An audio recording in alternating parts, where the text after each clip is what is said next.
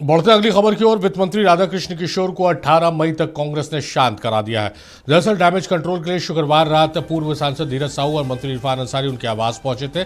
जानकारी के अनुसार दोनों नेताओं ने मंत्री राधाकृष्ण किशोर को 18 मई तक के लिए शांत कराया। किशोर प्रदेश अध्यक्ष के खिलाफ लगातार पत्र लिख रहे थे। वहीं 18 मई को प्रदेश प्रभारी के राजू रांची आने वाले हैं और 20 मई को कांग्रेस के पॉलिटिकल अफेयर्स की बड़ी बैठक भी होगी।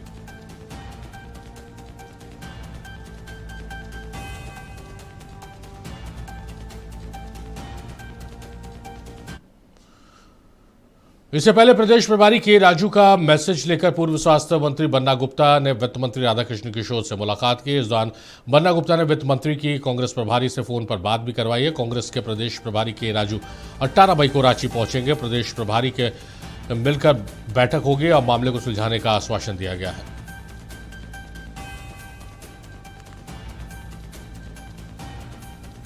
तनय हमारे सहयोगी हमारे साथ फोन लाइन पर मौजूद है। तनय, राधाकृष्ण किशोर ने एक तरफ से मुखालफत छेड़ दी थी प्रदेश प्रभारी के राजू के खिलाफ। अब डैमेज कंट्रोल की शुरुआत हो गई है। धीरज साहू, इरफान अंसारी, बन्ना गुप्ता तमाम लोग मान मनोबल का दौर या मैसेज पहुंचाने का काम कर रहे हैं। किस रूप में देख रहे हैं इस पूरे घटनाक्रम को आप?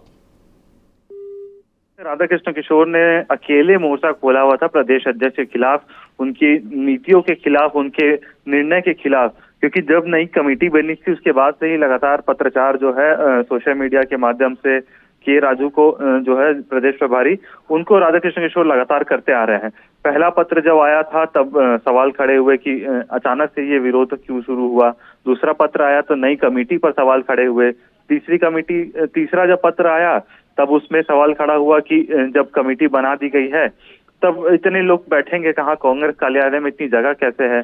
तो कहीं ना कहीं राधाकृष्ण किशोर तीसरे पत्र के बाद प्रदेश की ओर से या फिर प्रदेश प्रभारी की ओर से जरूर बन्ना गुप्ता और बंधु तिर्की को भेजा गया होगा उनके पास, ताकि डैमेज कंट्रोल किया जाए। साथ ही साथ उनको समझाया जाए कि जो भी बात है वो पार्टी के अंदर रह के की जाए, सोशल मीडिया पर या चीजों को बाहर पब्लिक में ना किया जाए। लेकिन उसके बावजूद जैसे ही ये दिन खत्म हुआ, अगले दिन फिर से राधाकृष्ण किशोर का पत्र आता है। कांग्रेस के मैनिफेस्टो में जो सिलेंडर की बात कही गई थी 450 रुपए में राज्य भर मिलेगा, उस बात को लेकर सीएम को पत्र लिखा था राधाकृष्ण किशोर ने, जिसके बाद फिर से राज्य के मंत्री इरफान अंसारी और पूर्व राज्यसभा सांसद और कांग्रेस के वरिष्ठ लीडर जो है धीरज साहू, वो पहुंचे थे। मान मनोबल हुआ। उसके बाद जो चीजें निकल के सामने आई कि 18 तारीख तक राधाकृष्ण किशोर शांत रहेंगे, कोई पत्र नहीं लिखेंगे, कोई बयान नहीं देंगे, क्योंकि 18 तारीख को के राजू खुद रांची आ रहे हैं और 20 तारीख को पॉलिटिकल अफेयर्स की बैठक होगी कांग्रेस की। लेकिन एक चीज इन पूरे घटनाक्रम से सामने आ रही है, कहीं ना कहीं प्रदेश नेतृत्व से अब कहीं ना कहीं तमाम जो कार्यकर्ता है, यूं कहें कि पार्टी के जो सीनियर लीडर हैं, वो दूरी बनाना चाह रहे हैं, प्रदेश अध्यक्ष के खिलाफ मोर्चा खोल रहे हैं। जरूर जो सीनियर लीडर्स गए उन्होंने भी कुछ स्पष्ट नहीं किया, बस शांत रहने को कहा है। एक चीज समझाइए तनय, चुनाव से ठीक पहले कांग्रेस में शामिल होते हैं राधाकृष्ण किशोर, हालांकि कांग्रेस में थे, उसके बाद तमाम पार्टियां, जेडीयू हो, आजसू हो, राजद हो, बीजेपी हो, तमाम पार्टियों में वो रहे। चुनाव से ठीक पहले कांग्रेस ज्वाइन करते हैं, उसके टिकट मिल जाता है, उसके बाद फिर उन्हें मंत्री बना दिया जाता है, वित्त मंत्री बना दिया जाता है। संगठन में इसको लेकर भारी विरोध था, लेकिन बाहर ये बातें नहीं आई। मीडिया तक ये बातें आ रही थी कि कुछ लोग नाराज हैं कि भाई तुरंत ज्वाइन किया, तुरंत आपने टिकट दे दिया, तुरंत आपने मंत्री बना दिया। बहरहाल इतने सीनियर लीडर होने के बाद जिस तरह से अपने पत्रों को सार्वजनिक कर रहे हैं, पब्लिक पे डोमेन पे लेकर आ रहे हैं, क्या मैसेज जा रहा है कांग्रेस का, कांग्रेस के खेमे से स्टेट गवर्नमेंट में और साथ ही साथ जनता के बीच? कि एक सीनियर लीडर जो है उसने प्रदेश अध्यक्ष के खिलाफ मोर्चा खोल रखा है, पत्र लिखते हैं, सीएम को पत्र लिखते हैं और उसके बाद उसे सोशल मीडिया पर डाल दिया जाता है। तो क्या मैसेज जाएगा कि इतने सीनियर लीडर, कांग्रेस में डिसिप्लिन नाम की कोई चीज नहीं लगता?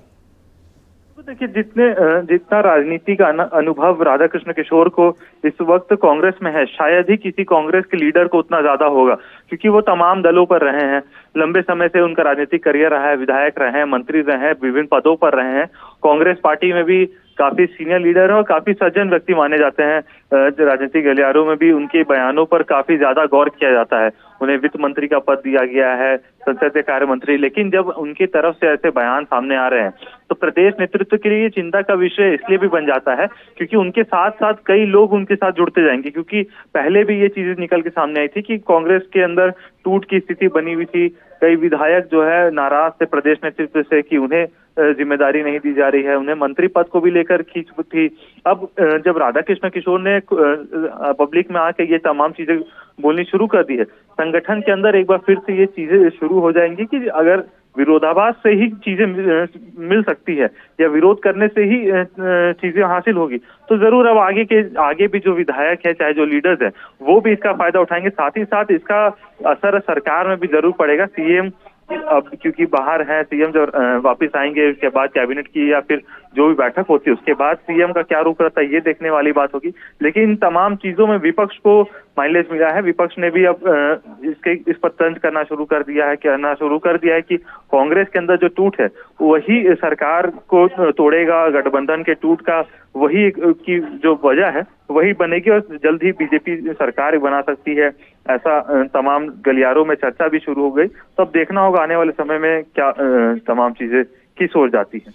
जाहिर तौर पर तनय, जब इतने सीनियर लीडर इस तरह से पब्लिक डोमेन पर अपनी नाराज़गी रखेंगे पार्टी नेतृत्व को लेकर, तो बहुत सारे ऐसे उनके पीछे विधायक हैं जो मंत्री बनने का ख्वाब देख रहे हैं और राहे बेराहे मुखालफत करते रहते हैं, यहाँ से लेकर दिल्ली तक दौड़ लगाते रहते हैं, फिर वो भी एक अपना एजेंडा लेकर इसी तरह सोशल मीडिया का इस्तेमाल करेंगे। चलिए, बहुत शुक्रिया तनय। कांग्रेस का ये सूरत हाल है।